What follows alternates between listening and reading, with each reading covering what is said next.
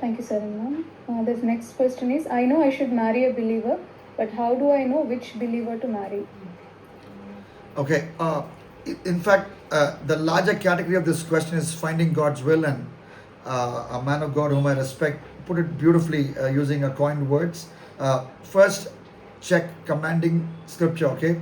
I'm glad you want to marry a believer. Commanding scripture says a believer marries a believer. 1 Corinthians 7:39, and we see that in Genesis 24, the story as well.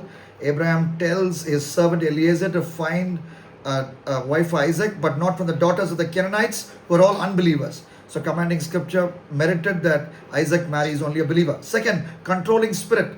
Okay, in that culture, it was common for elders to choose a life partner for the younger ones.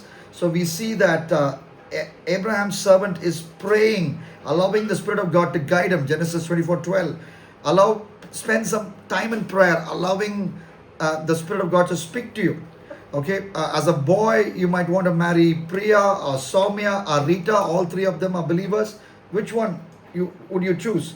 After you spend a time of prayer, God would put an implanted word. James 1:21 talks about an implanted word in the KJV or the NKJV. Okay, that's literally happened to me when I was praying. I had a list of 3 or 4 girls. I thought could say yes to me without giving me a slipper. Okay, I thought I had a good chance of if I proposed to one of them, they would actually marry me. And Ivan was in the list, but then I was praying. I wanted to know which one. So when I prayed, as I was in Bible college second year at that time, and my parents already were sending some proposals to me. So I realized that was the right time for me to choose. Otherwise, it'll be too late. So I went to the jungles, the eucalyptus jungles opposite to Southern Asia Bible College in Kothanoor, Bangalore, and then walked up and down. And then in that time of prayer, God literally put an implanted word from the list of 4 or 5 girls. It was actually Evangeline. And that's when I wrote that letter to her, and she eventually was very kind to say yes. And in fact, Jesus also did the same when he prayed the whole night, Luke 6:12 and 13. And then the next morning, he came up with a list of 12, the 12 disciples. Okay, and then the third step is common sense. See, when Eliezer said she should also, she should give me water and she should also water my camels. The test. He was checking whether she was actually selfless. Because marriage is for selfless people. Marriage is not for selfish people.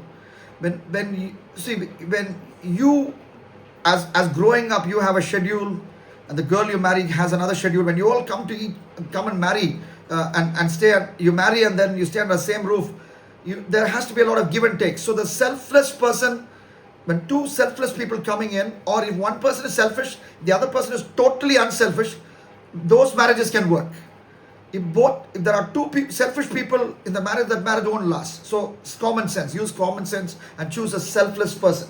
And then counsel of saints is the 4th one. Rebecca informs her family of these developments, and both her brother and father felt that this thing came from the Lord. The classic verse on the top of the wedding card, Genesis 24:50.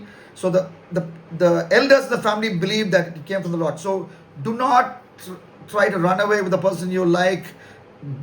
Even though there could be confrontation, take into confidence the elders. In my case also, there were some confrontations I had with my elders, but I was upfront about it. I was very brazen and brutal, and I did straight talk with them. And it's very important to keep the elders in confidence, and even if you disagree, keep talking to them. Okay, and then finally, circumstantial signs. Okay, Rebecca was asked whether she would actually travel with Eliezer and marry Isaac. If Rebecca said no, then the proposal would have fallen flat. So sometimes you might think that this person ticks all the boxes. Okay, commanding scripture, controlling spirit, common sense, counsel of saints. But then the last stage, if he or she says no to you, that is God's way of saying that's not the right person. So don't get discouraged if somebody says no to you. Take time, and God will eventually bring the right person in your life, and that person will be God's girl or God's boy for you. Yeah, thank you, sir. I think there are more questions regarding the same.